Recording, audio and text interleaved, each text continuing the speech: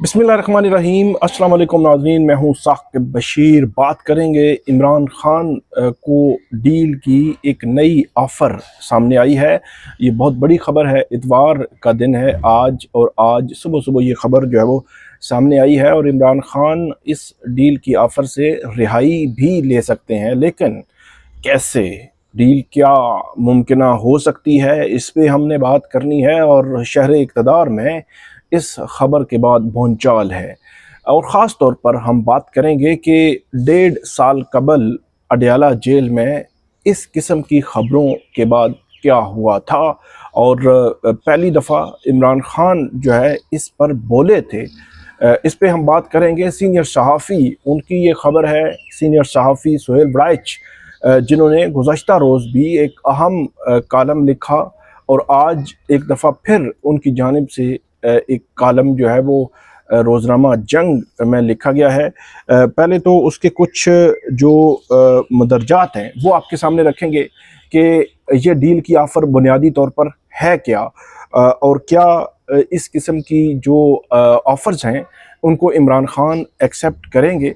जो सुहेल वड़ाइच हैं, उन्होंने कल जो मुलाकात की थी फील्ड मार्शल से, उनसे मुतल्लिक अपना कॉलम लिखा था, और उस कॉलम में ये लिखा था कि जो माफ़ी है उसके बाद ही जो सियासी मसाहलियत हो सकती है। उन्होंने एट्रीब्यूट किया था फील्ड मार्शल से इस जुमले को, और आज उनकी जानिब से एक जो कॉलम लिखा गया है, इस कॉलम में कुछ वजूहात बताई गई हैं कि क्यों डील की ऑफ़र को एक्सेप्ट कर लेना चाहिए, और क्यों जो है वो रिहाई इमरान खान साहब को रिहा होके बाहर आना चाहिए, और बाहर आके उनको क्या करना चाहिए। इस सारा तनाजुर इसमें जो है वो लिखा गया है। कुछ चीदा चीदा जो नुकात हैं वो आपके सामने हम पढ़ते हैं, फिर मैं आपको आगे चलकर बताऊंगा कि 1.5 साल कबल ये तकरीबन 2 फरवरी 2024 का दिन था।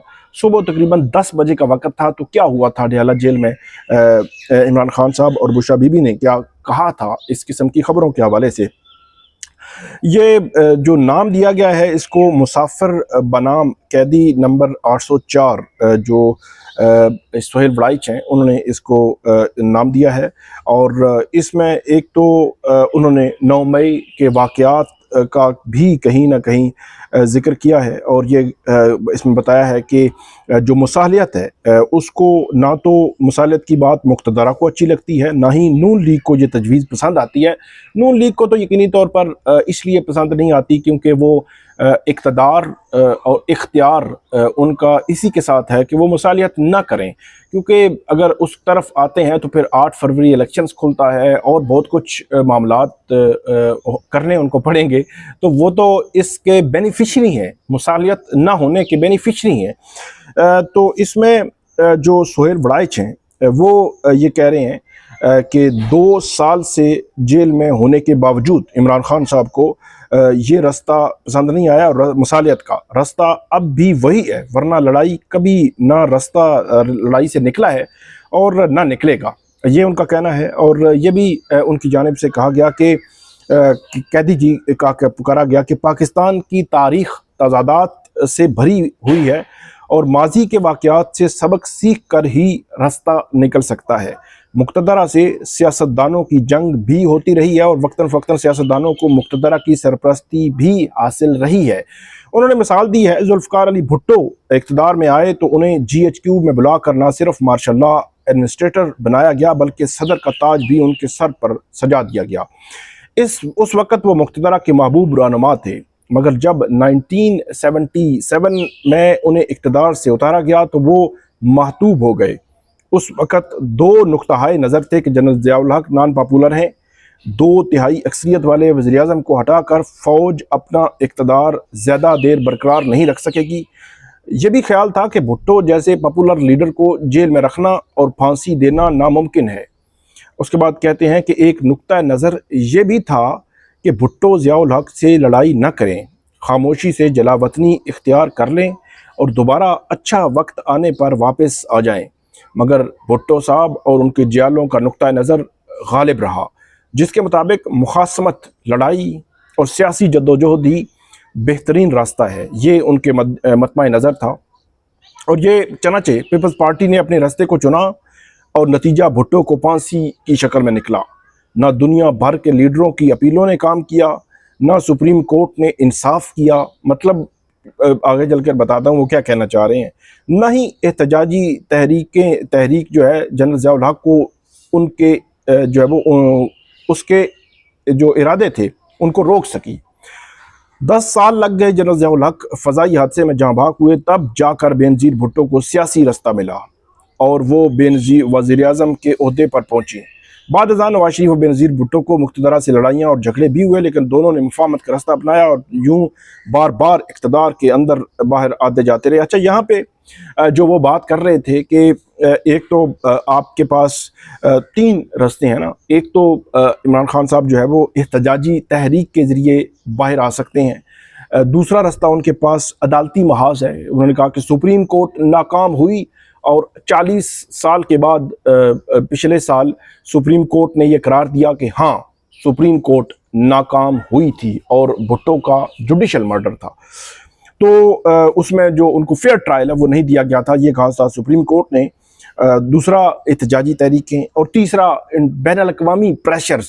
تو یہ 3 قسم کی چیزیں جو ہے وہ ذکر کر رہے ہیں کہ 3 راستے آپ کے پاس ہوتے ہیں، اور بھٹو جو ہیں ان کے حوالے سے وہ ذکر کر رہے ہیں۔ آگے چل کر میں بتاتا ہوں کہ یہ کہنا کیا چاہ رہے ہیں۔ سیاسی تضادات ایسی صورتحال پیدا کر دی ہے کہ آپ کے چاہنے والے آپ کو چوم چوم کر مارنے پر تلے ہوئے ہیں۔ یہ عمران خان صاحب کو مخاطب کر کے کون کہہ رہا ہے؟ یہ سہیل بڑائی صاحب کہہ رہے ہیں۔ کہتے ہیں بظاہر یہ آپ سے محبت کرتے ہیں اور چاہتے ہیں کہ انقلاب اور احتجاج کے ذریعے آپ کو تخت پر لا بٹھائیں، مگر حقیقت یہ ہے کہ اس بیانیے نے آپ کو یرغمال بنا کر آپ کے سیاسی راستے مسدود کر دیے ہیں۔ آگے چل کر وہ ساری باتیں کر رہے ہیں کہ پی ٹی آئی کا خیال تھا کہ ملک کی اقتصادی حالت نازک ہے، یا تو یہ ڈیفالٹ ہو کر رہے گا یا اقتصادی بدحالی سے انارکی پھیل جائے گی۔ یہ نظریہ تحریک انصاف کے ہر اجلاس میں باور کرایا جاتا تھا، مگر یہ مکمل طور پر غلط ثابت ہوا۔ مقتدرہ اور حکومت نے ملک کو اقتصادی بحران سے نکال لیا۔ اچھا، دوسرا بیانیہ وہ یہ کہتے ہیں کہ عدالت، فوج اور عوام میں تحریک انصاف اور اس کے رہنماؤں کی مقبولیت اس قدر ہے کہ یا تو جج ایسے فیصلے دیں گے کہ حکومت چلنی مشکل ہو جائے گی اور دوبارہ سے الیکشن کروانا مجبوری بن جائے گا۔ حکومت اور مقتدرہ نے اس سازش کو اور کوشش کو ناکام بنا دیا، پھر سازش تو نہیں کہہ سکتے، کوشش کو ناکام بنا دیا۔ پھر سوچ یہ بن گئی کہ اب احتجاج اور عالمی دباؤ کام کرے گا۔ صدر ٹرمپ کے برسر اقتدار آتے ہی عمران خان کی رہائی یقینی ہے، یہ خیال بھی غلط نکلا۔ صدر ٹرمپ نے یو ٹرن کو بہتر سمجھا اور قیدی کی رہائی کی اپیل کی بجائے سیاد کا ساتھ دینے کا فیصلہ کر لیا۔ جنگ سے بھی امیدیں لگائی گئیں، مگر جنگ بھی حکومت اور مقتدرہ جیت گئیں۔ ہار سے جو توقعات تھیں وہ جو ہے وہ اس سے امید پوری نہ ہوئی، اور اس کے بعد بار بار تحریک انصاف کے اندازے اور تجربے غلط ثابت ہوئے، بیانیے ناکام ہوئے، خواہشیں مکمل طور پر پٹتی رہیں، مگر یوٹیوبرز، اچھا سہیل بڑائی یوٹیوبرز پر چڑھائی کر رہے ہیں، مگر یوٹیوبرز ہر شکست کے بعد ایک نئی کہانی تراش کر آپ کو مسلسل جیل میں رکھنا چاہتے ہیں۔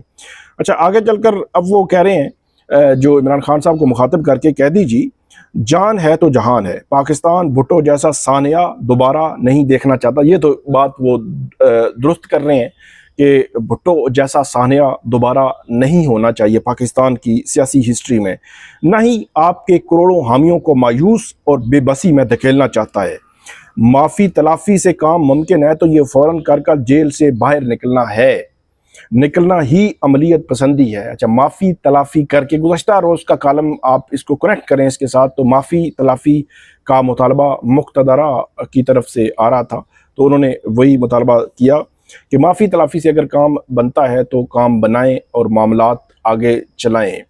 اب اس میں ایک چیز جو بات یہاں پہ کی گئی وہ یہ ہے کہ معافی تلافی سے معاملات چلائیں۔ آگے کیا کہتے ہیں کہ آپ تو بار بار کہا کرتے تھے کہ یو ٹرن اچھے ہوتے ہیں، ایک یو ٹرن ملکی استحکام کے لیے بھی لے لیں، اگلے انتخابات تک چپ کر روزہ رکھ لیں۔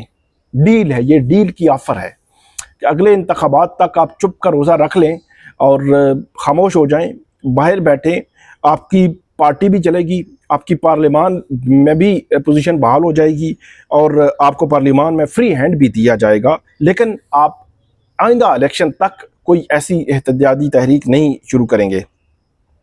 آگے کہتے ہیں کہ کوئی معجزہ یا حادثہ ہو جائے تو اور بات ہے، وگرنہ آپ کی موجودہ عملی اور یوٹیوبرز کی لیڈرشپ میں کوئی بڑا سیاسی فیصلہ ممکن نہیں۔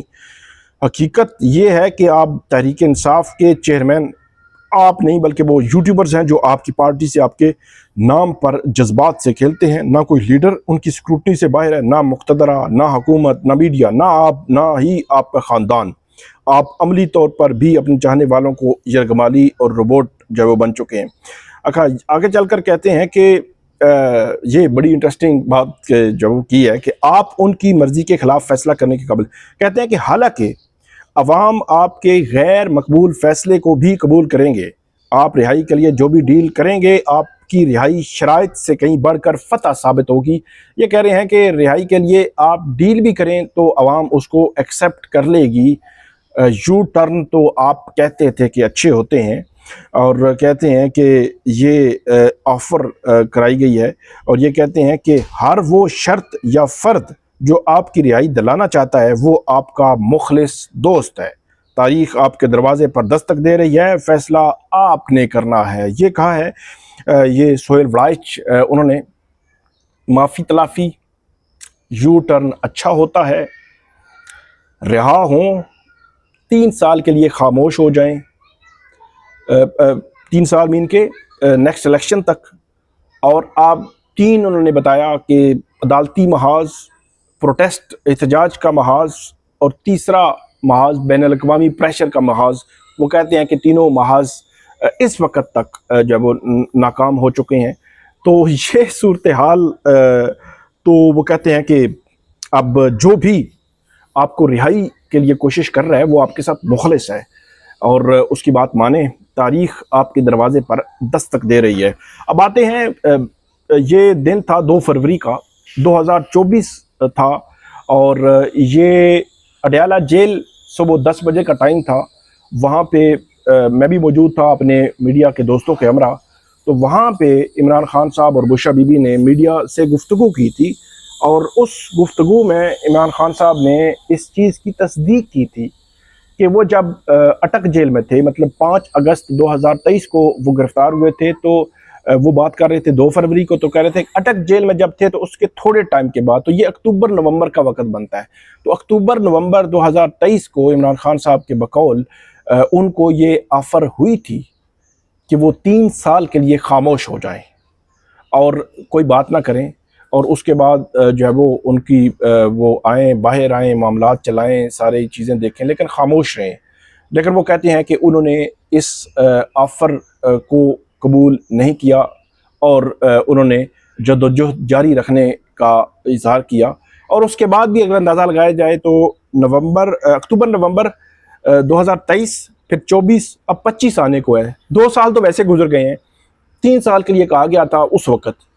اب کی جو سچویشن ہے وہ تو مجھے 2028-29 کی لگ رہی ہے، لیکن عمران خان صاحب کا موقف اس حوالے سے بڑا کلیئر رہا ہے، لیکن اب اس میں تبدیلی آتی ہے یا نہیں آتی، یو ٹرن لیتے ہیں یا نہیں لیتے، یہ اب دیکھنے والی بات ہے۔ سہیل وڑائچ صاحب نے جو آفر کی ہے، یہ آفر حقیقی آفر مجھے لگتی ہے، اور اس کی وجہ ہے اس قسم کی آفرز لے کر جو علی امین گنڈا پور ہیں، پی ٹی آئی کی لیڈرشپ ہے، یا باقی لوگ بھی کہیں نہ کہیں اسی قسم کی ملتی جلتی چیزیں لے کر وہاں جاتے رہے ہیں، ان سے بات کرتے رہے ہیں کہ آپ کی رہائی کے لیے ہم نے کرنا ہے، آپ دتھیا گلی شفٹ ہو جائیں، بنی گالا شفٹ ہو جائیں، تو یہ ساری چیزیں رہی ہیں۔ اب دیکھنا یہ ہے کہ عمران خان صاحب اس پہ کیا موقف اختیار کرتے ہیں۔ آپ کو ہم اپڈیٹ کرتے رہیں گے، ہمیں فیڈ بیک دیجیے گا۔ اللہ حافظ۔